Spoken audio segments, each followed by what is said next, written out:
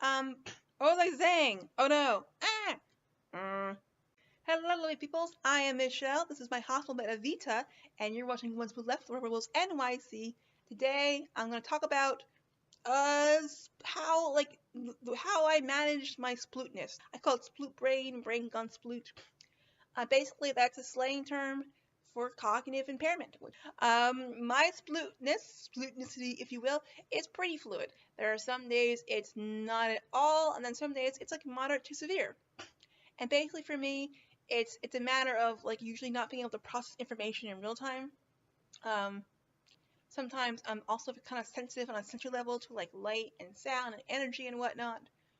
And also it's been on my mind not only because it's gotten worse recently, but also the last time I went to a neurosurgeon, this guy, besides the fact that he completely ignored the fact that I grew a second brain cyst, benign, but still a fucking brain cyst.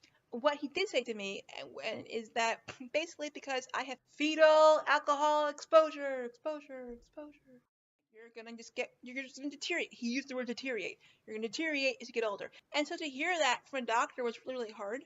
I don't know if it's totally accurate because he totally ignored the existence of my brain cyst. It was also weird because I've never really heard a doctor refer to the fetal alcohol exposure situation as something that would really impact me medically. In the past, other doctors have been like, were you exposed to like alcohol as a fetus? I want to say fetus as an alcohol. Were you exposed to fetus as an alcohol? Yes, I was. And I'd be like, yeah. And they go, yeah, I can tell. But that was it. Apparently, to my understanding, it was mostly the cosmetic impact of my face, a little Picasso-esque, to the trained eye, if you will. But it wasn't like anything that was really impacting me medically. So at this point in time, you may be wondering, hey, Michelle, how did you get exposed to alcohol as a fetus? What's hitting up those bars?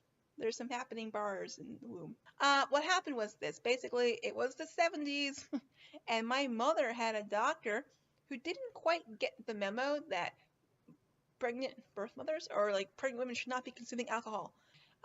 Basically, what happened was, long story made short, my mother technically had 3 kids. Her first child, I believe she either had a miscarriage or she gave birth way too soon, and the baby did not make it. Basically, they chalked it up to her being a quote nervous woman and told her to drink a glass of wine a night. They also gave her bed rest because what was happening was she was working through her pregnancy, and that's really what helped was the bed rest, not like the glass of wine a night. So yeah, that's the story. Fuck you to all doctors who just blurt that shit out. You're just gonna deteriorate. He used the word deteriorate. Like, it's like serious news, and they say it kind of casually, and there's no like, but if you do these things, yeah, listen, you're prone to deteriorating. I'm not gonna lie to you. I appreciate that. But if you do these things, you can slow that shit down. Give me a butt. Give me all the butts. And it is actually really toxic because I know for a fact, not being a doctor, but knowing my body, that there are things I can do to just kind of work with that. And so here are some things that I do. In terms of cognitive activities, what I've found as of late is like I don't just have that balance of like cognitive stimulation, but not overstimulation because that's really fucking uncomfortable.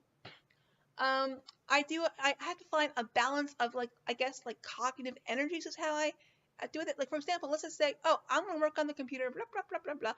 After a while, depending on how split I am that day, it's like that part of my brain that's in charge of computers and like nerdy things or even creative things get a nice little boost. But then my social skills and my ability to process language and have a conversation and pick up on social cues will go down. So that's usually when I'll be like, oh, like Lizzie, can you come in and let's chat for a little bit? And I'll chat with Lizzie and I'll practice my conversational skills and social cues and that kind of thing. And then so it's a balance of that. And then what happens is if I talk to her too much though, that's like my brain's like, overstimulation in that one area. I have to go back to another area, or just lay back and chill out. That said, I do this video show. That's a cognitive exercise. I make art.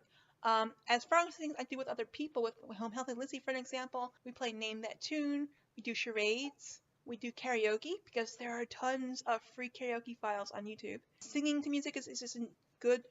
It's good for me because it's as good practices reading and language comprehension, but also it's enjoyable because it's music. And then most recently, what we do is we kind of we'll take turns picking a topic and we'll kind of make up a song about it. We also sometimes do some craft projects, and so those are the things that I do to balance my sploot. And so I wanted to share that, not only to share that story of fetal alcohol exposure and everything, but to share that because sometimes doctors are like, you're doomed. No hope, no hope. And it's like there are a lot of things doctors know, but there are some things that doctors don't know. So what do you think? Comment section, that's where I belong. Be good to yourselves, be kind to yourself, be good to other people. And and that's it. Thanks for watching. Bye. Bye from the arm sweaters too. We've got a southern accent, but we don't know why.